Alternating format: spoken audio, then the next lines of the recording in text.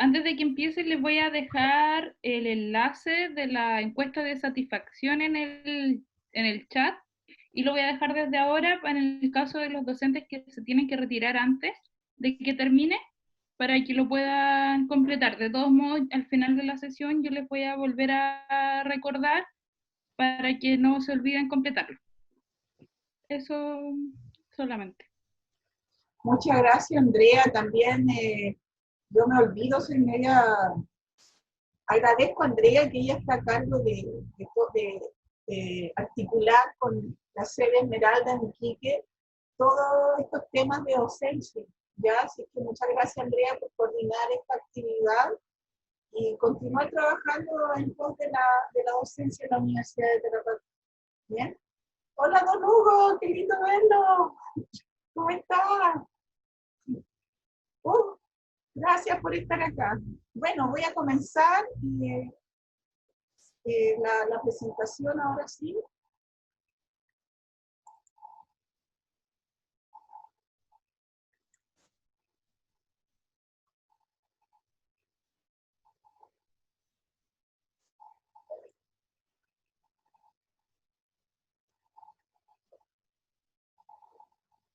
¿Está ok? ¿Se ve bien? Todavía no se ve. Ahí sí. ¿Sí? ¿Ahora sí? Ya, perfecto. Antes que todo, esperando un ratito que para ahorrarme conectividad me voy a mi video, ahí, ¿ya? Porque ahí sí uno se ahorra conectividad. Eso me enseñó mi amigo. Ok.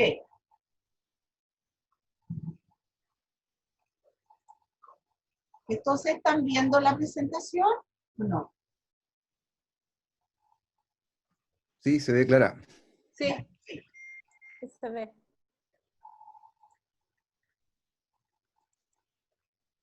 ¿Ahí sí? ¿Ok? ¿Está bien o no? Sí. Ya, perfecto. Antes de comenzar a hablar de evaluación, a mí me gusta iniciar una pequeña introducción en el contexto de lo que es el proceso de enseñanza. Hay profesores que ya hicieron el curso con nosotros hace 2 años atrás sobre metodologías activas. Entonces, antes de entrar a lo que es evaluación, el poderles hacer la diferenciación, pero complementación sobre metodologías y las estrategias de enseñanza. Bueno, aquí quedó mal puesto porque no se ve bien esa parte de ahí, pero es qué relación existe entre metodología activa y estrategias de enseñanza-aprendizaje. En la educación superior, lo más importante en este momento de que se habla es sobre cómo nosotros como profesor universitario somos capaces de que el estudiante aprenda, que el estudiante desarrolle habilidades, destrezas, y que eso colabore con la toma de decisiones y la generación de conocimiento, de nuevos conocimientos que están en relación a lo que es el avance tecnológico, el avance en general en cuanto a lo disciplinar. Que eso nos permite también la comprobación de resultados en relación a los aprendizajes que tienen los estudiantes.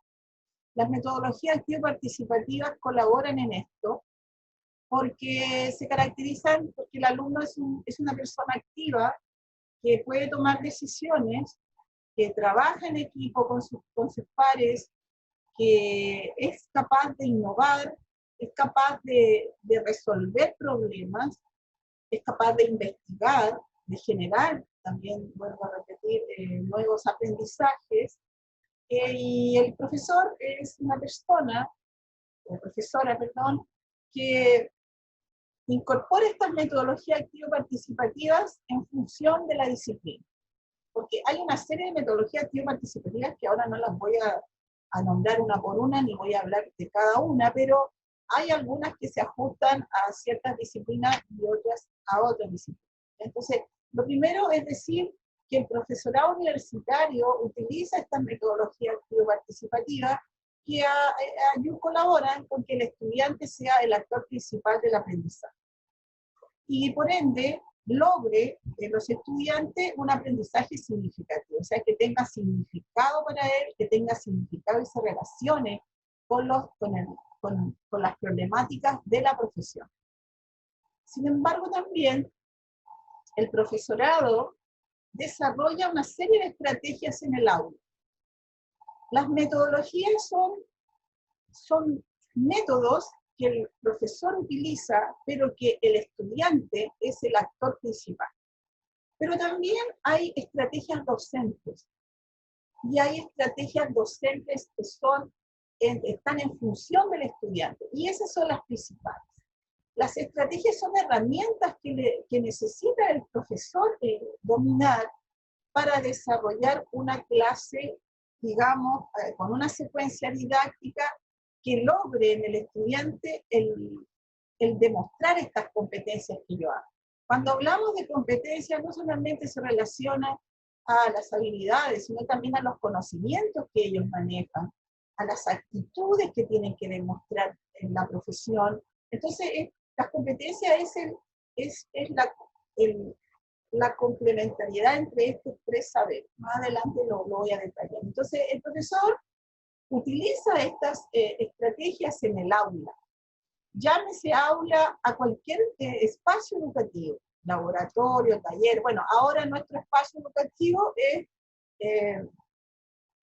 principalmente la educación a distancia, a través de plataformas, la que más estamos utilizando, la plataforma Zoom.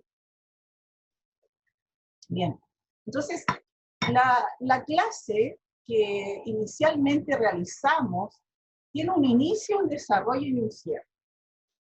La literatura que dice que el inicio sea motivador, que el inicio ayuda al estudiante a introducirse y que no se le quede dormido, que no ande mirando el celular, en fin. El desarrollo, de acuerdo a estas teorías, el estudiante tiene que ser activo, tiene que trabajar en equipo, en talleres, resolviendo algún problema, respondiendo las preguntas del profesor, y el cierre tiene que ser un momento, ya en esta secuencia didáctica, un momento en que el estudiante pueda dar a conocer resultados sobre lo aprendido. ¿En qué sentido? A través de una retroalimentación por parte del profesor, también a través de preguntas, también a través de un trabajo que pueda entregar, en fin. El cierre, tanto el inicio, el desarrollo y el cierre, forman parte de una secuencia didáctica que favorece esto que yo les estoy diciendo, el logro del aprendizaje. Bueno, y en este sentido nos encontramos con metodologías activas y estrategias que el estudiante desarrolla, que el estudiante es la persona activa. El profesor también, en el sentido de que él va a buscar las mejores metodologías, las más adecuadas para el aprendizaje y para la profesión, ¿ya? Porque aquí también no es que yo tenga que aplicar todas estas metodologías y todas estas estrategias, porque ya ahí nos estaríamos dando mucho más trabajo, y eso es lo que menos queremos. Y también pidiéndole muchas cosas al estudiante que al final también andan perdidos, porque ya no saben por dónde agarrarse, porque todo el mundo piensa que esto de las metodologías, estrategias, vamos colocando un montón de cosas, sino que sean metodologías que se adecúan a la profesión. Por ahí también tenemos que el estudio de caso lo utilizan en la escuela de negocios, que la simulación lo utilizan en las carreras de la salud, que el estudio de caso también se utiliza en carreras como trabajo social, como psicología. El aprendizaje basado en problemas es transversal a cualquier profesión.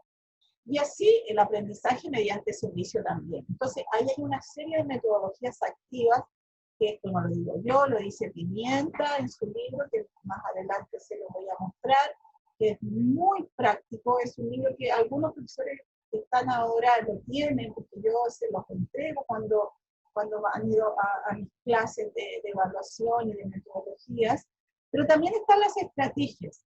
¿Ya? Entonces ahí este autor Pimienta clasifica las estrategias que el profesor puede hacer uso en su clase, ¿ya?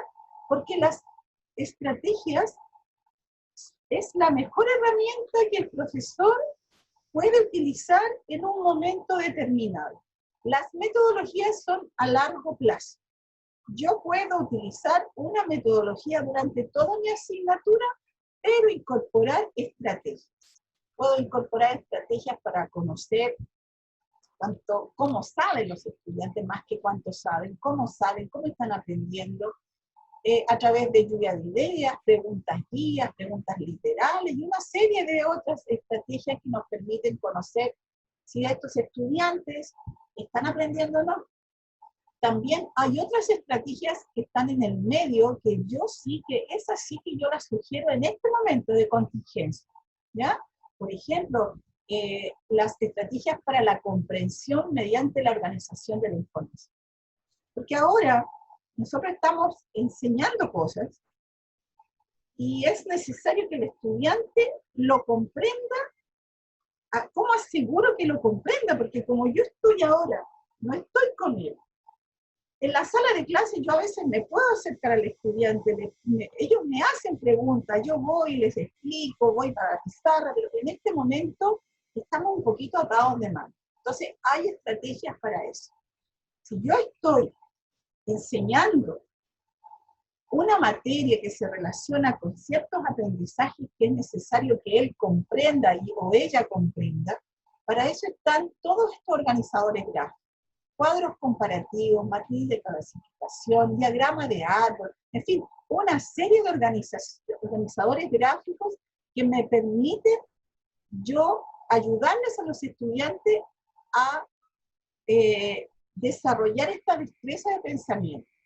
Ahora, hay profesores que me decían la otra vez, sí, pero es que no saben hacer mapa conceptual porque nunca le enseñaron en el colegio, ¿ya? Algunos de primer año. Ya, pero a lo mejor no empiece con un mapa conceptual, que es uno de los más complejos para construir, porque tiene conectores, pero puede empezar con un cuadro comparativo, o puede empezar con una matriz de clasificación. Entonces, ahí yo tengo que empezar a darme cuenta en el nivel en que están mis estudiantes. El resumen también sirve mucho ahora, la síntesis. Algunos profesores solamente están pidiendo un ensayo ahora, durante todo este proceso. ¿No? Bueno, y están los otros que están mucho más complejos en este momento, el debate, el simposio, la mesa redonda, pero puedo hacer también un grupo de discusión aquí por medio de Zoom. Puedo incluso hacer un foro por medio de plataformas como Learn, por ejemplo, que ahí aparece la posibilidad de hacer un foro. Entonces, como ven ustedes, antes que todo, estas metodologías y estrategias se me transforman en actividades evaluativas. Yo puedo evaluar un estudio de caso, yo puedo evaluar un proyecto, yo puedo evaluar un mapa conceptual, puedo evaluar un foro, puedo evaluar un taller. Entonces, tanto las metodologías como estrategias también se me transforman en actividades evaluativas y otras más que nosotros también tenemos incorporado, ¿ya? Como, por ejemplo, el informe, cuando yo les pido que me respondan un cuestionario, también se me transforma en una actividad evaluativa. Bueno, entonces, ¿qué ocurre? Que ahí es donde aparecen los procedimientos e instrumentos evaluativos. Es decir, ¿con qué evalúo lo anterior? Es decir, ¿con qué voy a evaluar la simulación? ¿Con qué voy a evaluar el estudio de caso? ¿Cómo lo voy a evaluar? ¿Con qué voy a evaluar un mapa mental? ¿Con qué voy a evaluar un foro? Entonces, ahí aparecen los procedimientos e instrumentos evaluativos. Y estos se relacionan, todos estos procedimientos e instrumentos se relacionan con estos tipos de aprendizaje. Porque con la prueba oral yo no puedo evaluar todos los aprendizajes, porque cada aprendizaje tiene una naturaleza diferente. Se aglomeran de acuerdo a la intencionalidad que yo necesito que el estudiante elabore, por ejemplo, demuestre, domine. Entonces, aquí yo les coloqué un listado, hay mucho más, pero aquí nos encontramos con el control, la prueba oral, la de apreciación, la prueba escrita, la lista de control, el examen final, las rúbricas, las famosas rúbricas que nos permiten evaluar, por ejemplo, una rúbrica yo la puedo utilizar en evaluar un mapa conceptual o un proyecto, ¿ya? Pero si yo necesito que el estudiante desarrolle más este tipo de aprendizajes conceptuales y factuales, ahí sí que es mucho más conveniente el control o la prueba escrita, más que una rúbrica analítica. Y entonces, eso primero los introduje en este contexto, primero, que nos permite relacionar metodologías, estrategias, con qué evalúo, con procedimientos, instrumentos evaluativos, pero que se relacionen con la naturaleza de ese aprendizaje. Bien. Y ahora entramos a lo que es la evaluación. Es que la evaluación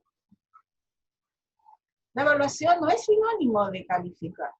La evaluación no es sinónimo de certificar algo. La certificación o la diplomatura o la certificación a través de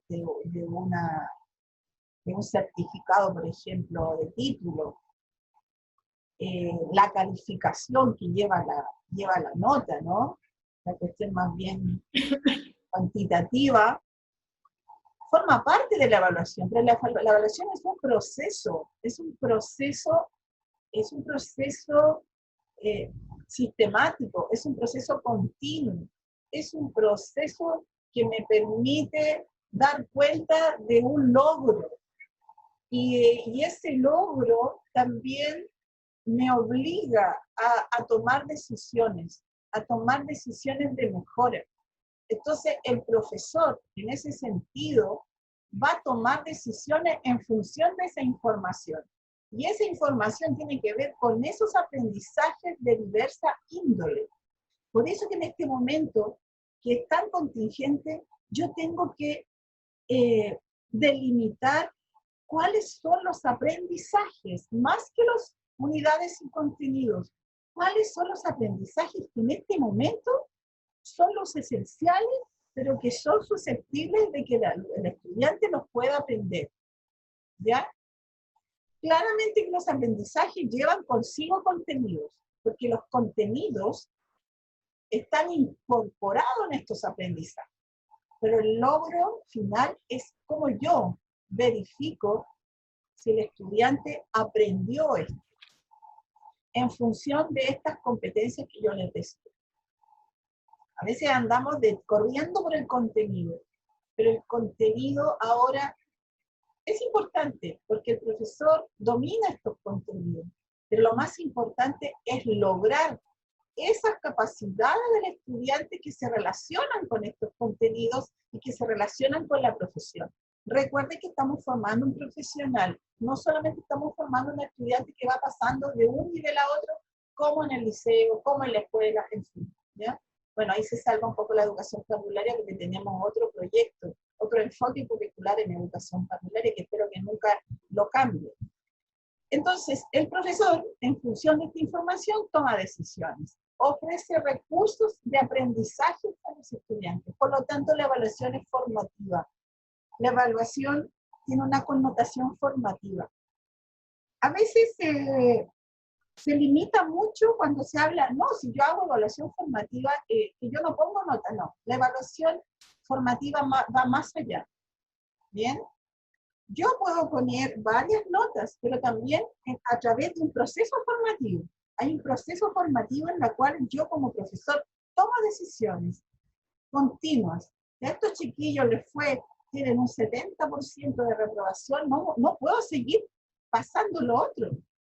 Mecánicamente yo tengo que detenerme ahí y ver, analizar y tomar decisiones para mejorar. Ahí es donde ocurre la característica más principal de la evaluación, que es retroalimentar.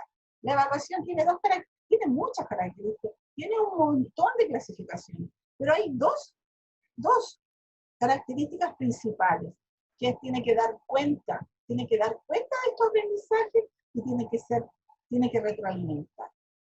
Por otra parte, el estudiante se tiene que implicar en este aprendizaje. Si este estudiante no se implica porque es una persona que es muy pasiva, ¿ya?, en su aprendizaje, que no le damos la posibilidad de autorregular su aprendizaje, no intencionamos la evaluación en su función formadora. Para el estudiante la evaluación ha de ser formadora, no deformadora, no punitiva. A veces hay profesores y profesoras que a los estudiantes no encuentro la palabra en este momento, los dominan con la nota, ¿ya? La nota pasa a ser como el terror de los estudiantes. Es una punición, es amenazante. Te voy a bajar el puntaje por esto. No, la evaluación ha de ser un proceso formador para el estudiante. Ha de ser formadora. Que en esta evaluación el estudiante sea informado. Que el estudiante, cuando se someta a un proceso evaluativo, él tenga por lo menos el conocimiento de la pauta en la cual va a ser evaluado.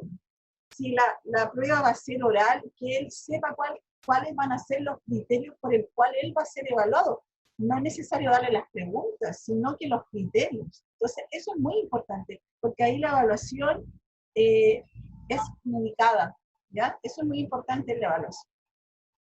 Bien, y en esta clasificación de estos contenidos que yo les hablaba anteriormente, y que se relacionan con los aprendizajes, ¿ya? Porque no se separan. En los sílabos aparecen los contenidos, las unidades, y aparecen los resultados de aprendizajes. Y esos resultados de aprendizaje son los que nosotros intentamos que el estudiante logre. Y están en concordancia con estos contenidos. Pero yo no voy detrás de, tengo que pasar este contenido, no, tengo que lograr aprendizaje. Eso es lo más importante y que eso es lo que es necesario evaluar. En este sentido, hay contenidos de naturaleza más bien declarativos, conceptuales o factuales. Hay asignaturas, sobre todo en los primeros años de la formación, que el estudiante en esos aprendizajes debe aprender algunos hechos, teorías, principios que rigen la profesión, por ejemplo. Las famosas asignaturas de la introducción a la ingeniería, introducción, por ejemplo, psicología general, por ejemplo. Esas son asignaturas que el estudiante sí que tiene que aprender teorías, ¿no? Los enfoques, por ejemplo, en la psicología, ¿no? Entonces, igual en el área de la salud, en de las ciencias administrativas. Entonces, ahí es donde yo intenciono ciertas habilidades relacionadas, por ejemplo, con la comprensión, con la capacidad de responder. Y ahí habrá procedimientos que más se relacionan con este tipo de aprendizajes y este tipo de contenido. Ahora también hay otros tipos de contenido de aprendizajes incorporados, estos contenidos de aprendizaje que son más bien procedimentales. Es decir, ahí es necesario que el estudiante aplique, transfiera, ¿ya?, por medio de alguna técnica, por medio de alguna ejecución, o también desde la expresión verbal, de la resolución de problemas, de la organización de la información, ¿ya? Entonces ahí hay pruebas de resolución de problemas, pruebas de habilidad práctica, la observación también puede ser un mapa conceptual, que a mí me ayuda para comprender estos conceptos y factuales, por ejemplo, puedo incorporar también como un procedimiento evaluativo en esta primera línea, los mapas conceptuales. ¿Ya? Entonces, el mapa conceptual es bastante transversal. Sirve mucho en estos dos tipos de contenido y de aprendizaje. ¿Ya? Bueno, y nos encontramos con lo actitudinal, que yo en estos años de enseñarle a los profesores, siempre me dicen, tengo el problema, es que yo no voy a evaluar lo actitudinal porque a mí no me compete. Yo no tengo por qué evaluar lo valórico, no.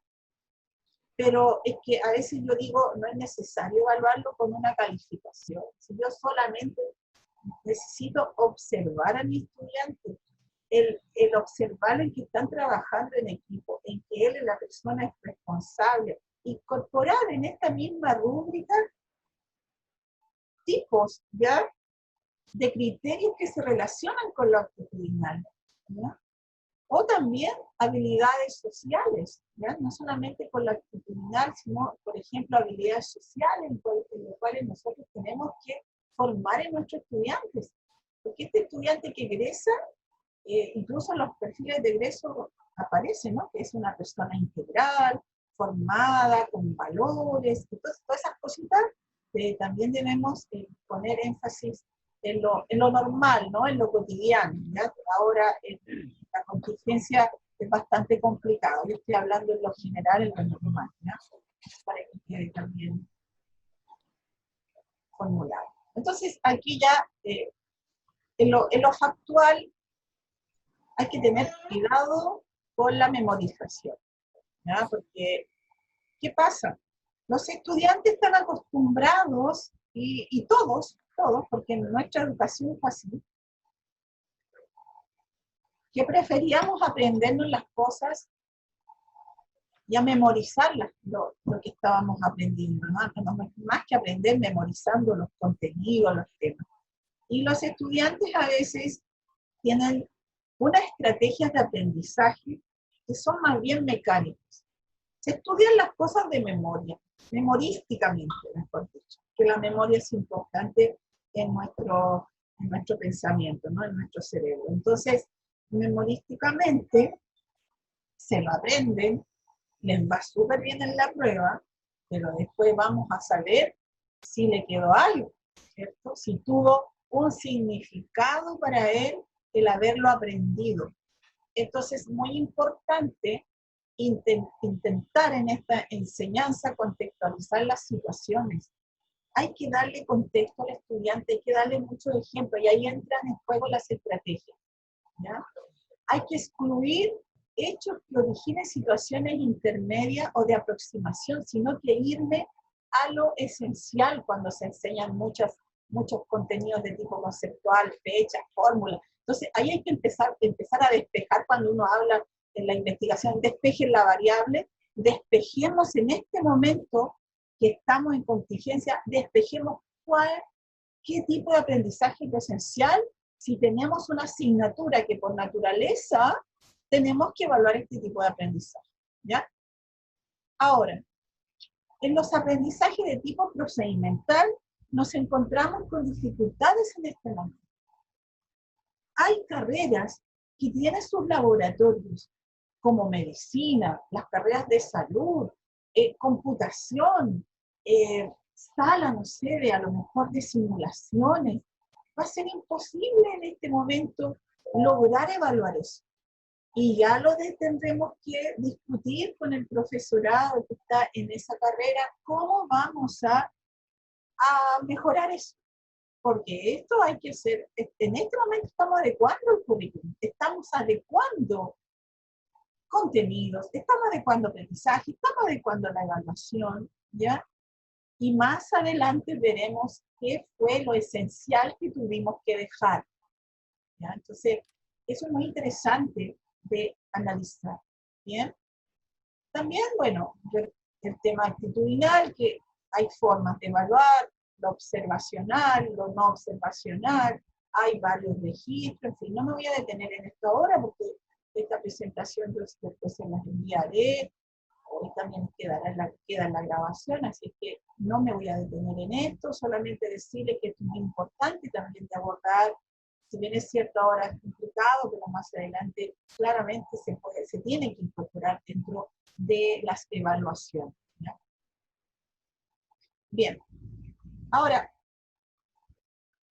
en este momento, y aquí yo puse este ejemplo, en esta situación emergente y contingente, en cual yo recomiendo abordar aprendizajes esenciales, lo vuelvo a repetir, que sean susceptibles de aprender por medio de metodología, estrategia y recursos al alcance de todos. El otro día en el curso que hice con otros académicos de la UNTA, hay un profesor de una carrera que él decidió pedirles a los estudiantes un solo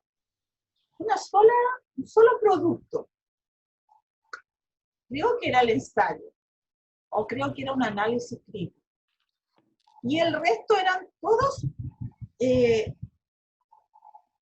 pasos que iba dando él a través de sus clases, con preguntas, les enviaba preguntas, los chiquillos respondían antes, les mandaba un cuestionario, entonces los chiquillos ya entraban preparados a la reunión de Zoom o a la videoconferencia. Entonces él dedicó solamente este tiempo a eso, porque consideró que en este momento eso era lo esencial y era posible de ser abordado. Lo demás consideró que no había caso, era imposible. Entonces, estas actividades evaluativas de carácter formativo que él incorporó, le sirvió para que los estudiantes se concentraran en ese producto final. Entonces, iba desde lo más simple, yo coloqué esta montaña, de ir de lo más simple, ahí a lo mejor ustedes van obteniendo evaluaciones, ¿ya? Pequeñas evaluaciones, pequeñas exigencias, hasta llegar a la cima, a la exigencia mayor. Eso también tiene que ver con el aprendizaje, que uno comienza, cuando uno inicia una asignatura, empieza desde lo más simple a lo más complejo, ¿cierto? De lo conocido a lo desconocido, de lo más operacional a lo más abstracto. En este sentido, la evaluación también debiera ser enfocada en este momento de esa forma, ¿ya? Pongo el ejemplo de la resolución de un problema, por ejemplo. Una solución de un problema que atraviese la asignatura en este momento, con pequeños productos, ¿ya? Que no tenga tanta exigencia estos caminitos, ¿ya? Con no mucha exigencia, desde lo más simple hasta llegar a lo más complejo.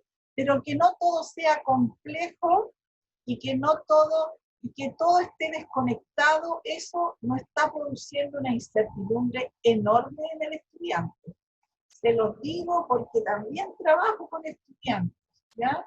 También tengo la posibilidad que me cuenten cómo lo están haciendo. Entonces, eso es muy complejo para ellos, que todo el mundo le está pidiendo cosas, le están pidiendo no una cosa, le están pidiendo 20 cosas que hacer.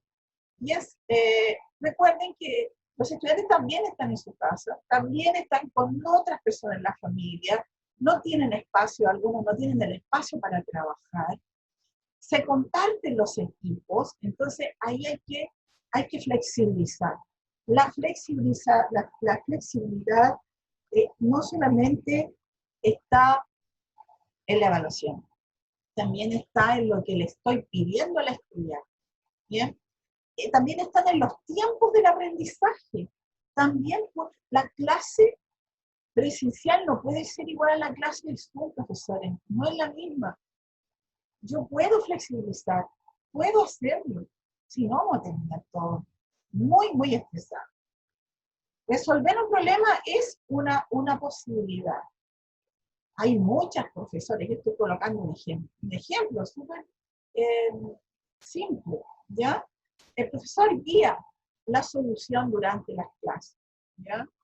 Y ocupará alguna plataforma para que quede alguna evidencia de esto, ¿no? De esta solución. Es un ejemplo.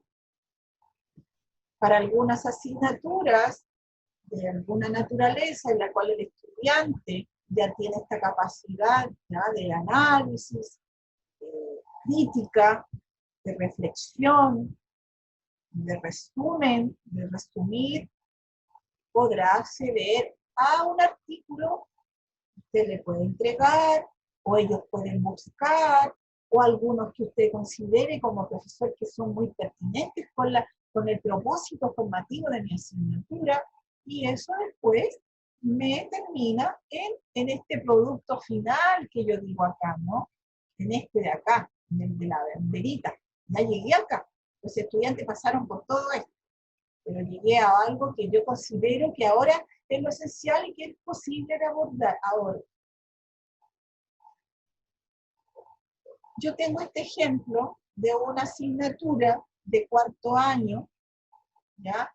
De cuarto año, con esa cantidad de estudiantes que se caracteriza por que las estudiantes ya hicieron la asignatura anterior de investigación en la acción educativa, ahora tienen el taller de proyecto y seminario de título, y después viene la de titulación el próximo semestre. Esta actividad, esta es la banderita, la actividad evaluativa, la cuarta actividad, esta es la bandera, este es el producto final, pero comenzó acá, ¿ya? Con la carta Gantt, es algo más, es un organizador gráfico, en la cual ellas vienen trabajando del año pasado en su proyecto de investigación, ¿ya? Entonces ya tienen todo elaborado, tienen elaborada su planteamiento del problema, los objetivos, la justificación, eso lo tienen ellos. Pero ahora elaboraron su carta Gantt y esa fue la primera evaluación. En este momento están elaborando su plan de acción, porque este tipo de investigación, profesores, es de corte cualitativo, es una investigación-acción, ¿ya? Diferente a una investigación de corte mixto y de corte cuantitativo. Entonces, en la segunda evaluación es bastante concreta, también es un organizador gráfico, donde tienen que colocar las acciones y las actividades que van a llevar a cabo en su investigación el próximo semestre. Y después, lo más sustancial en este momento es que están elaborando el marco teórico, 15 páginas. Eso es lo que yo les exigí ahora. No les exigí 30 ni 40 páginas porque es imposible. Yo trabajo en modalidad Zoom y son talleres por grupos. Los tengo organizados dos grupos por día. Yo hago clases 3 veces en la semana, 2 horas diarias, pero yo me concentro por grupos, porque no, para mí lo más esencial es trabajar, porque esta asignatura ya es de cuarto año, es diferente a una asignatura de primero. Y ya terminando la asignatura, todos estos 3 procesos están dentro acá. O sea, estas 3 evaluaciones están dentro de este proyecto final que tiene toda la estructura de investigación-acción. Entonces, está todo concatenado, no está separado una evaluación de otra, y es el mismo aprendizaje que yo me concentré en la elaboración de este proyecto final. ¿Ya? Entonces, esto es un ejemplo de esta banderita que aparece acá, esta colina, este cerro, montaña, que a mis alumnas van avanzando, pero todo esto está aquí. Por todo lo de arriba, el producto final resume lo anterior. ¿Bien? Ok. Entonces, bueno, aquí yo les muestro mapas conceptuales que son ejemplos que se pueden abordar en asignatura. Por ejemplo, yo busqué acá que, bueno, no es que yo quiera mucho a las carreras de psicología, pero he trabajado bastante con ellos, ¿ya? Y me gusta mucho la psicología, y busqué ejemplos, la otra vez le hice un curso a los profesores de psicología de acá de Arica. Entonces, pero claro, puede utilizarse en otras carreras también. Los mapas conceptuales ayudan mucho en este momento, profesores, para que ustedes puedan verificar si hay aprendizaje. ¿Ya? Esto ayuda mucho la capacidad de análisis, la capacidad de síntesis. Esos conectores que se utilizan, las preposiciones son interesantes, porque el mapa conceptual se diferencia de los mapas mentales en ese sentido, porque parte desde arriba y desagrega hacia abajo, desde arriba hacia abajo, con las preposiciones correspondientes. Ayuda bastante, ¿ya? Los cuestionarios también son interesantes de hacer. La plataforma eLearn tiene para crear cuestionarios de toda índole. Bueno, mapas conceptuales, matemática, física, en fin. Bueno, voy a cerrar acá. Les voy a mostrar ahora, como solamente para mostrar, disculpen, voy a compartir nuevamente pantallas. Este libro muy práctico, muy didáctico, que es de educación, hay profesoras que ya lo tienen, de las clases que les hice años atrás, es para la docencia universitaria. Este libro está separado en tres, no lo voy a mostrar todo, sino se lo voy a explicar ahora. En su índice, aquí aparecen ejemplos y aparecen cómo se realiza, es muy didáctico, ¿ya? Estrategias para indagar sobre los conocimientos previos. Aquí las estrategias que promueven la organización de la información, que desarrolla el pensamiento, desarrolla destreza de pensamiento, están todos los tipos de organizadores gráficos, los diagramas, los mapas cognitivos. Miren la inmensidad de mapas cognitivos que hay, semánticos, y estrategias grupales y las metodologías.